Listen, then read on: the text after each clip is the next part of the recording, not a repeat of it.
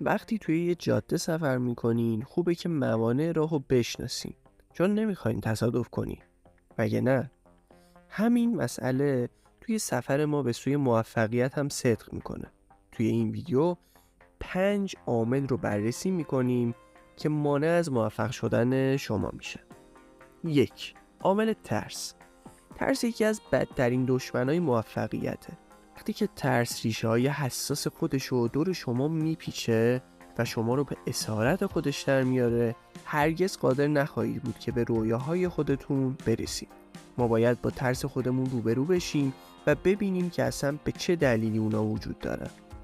اونا رو به گوشه‌ای پرتاب بکنیم و رویاهای خودمون رو با اشتیاق شکست ناپذیر دنبال کنیم. 2. رغبت و بی‌علاقگی. بی پرده بگم، اون چیزی که بسیاری از افراد رو از موفقیت باز می‌داره عدم داشتن انرژی و انجام کاریه که باعث حرکت به سطح بعدی میشه.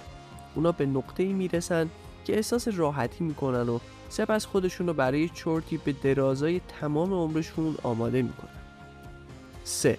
نداشتن پشتکار. موفقیت توی تیزترین کنج یا شیبدارترین تپه است. پشتکار داشته باشین، ادامه بدید، یک تپه دیگه، یک گنج دیگه. بدبینی.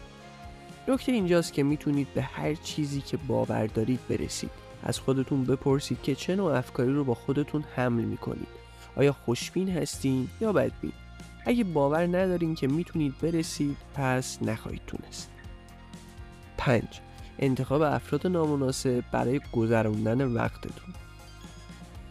این عادت ما رو به راحتی تبدیل به محصولی از محیط میکنه. به همین خاطره که گذروندن وقت با کسایی که به شما فشار میارن تا به عقب برنگردید اهمیت بسیاری داره. در مورد افرادی که اطرافتون هستن چه ایده‌ای دارید؟ آیا این افراد با صلاحیت هستن که شما رو تشویق میکنن یا مانعی در راه موفقیتتون هستن؟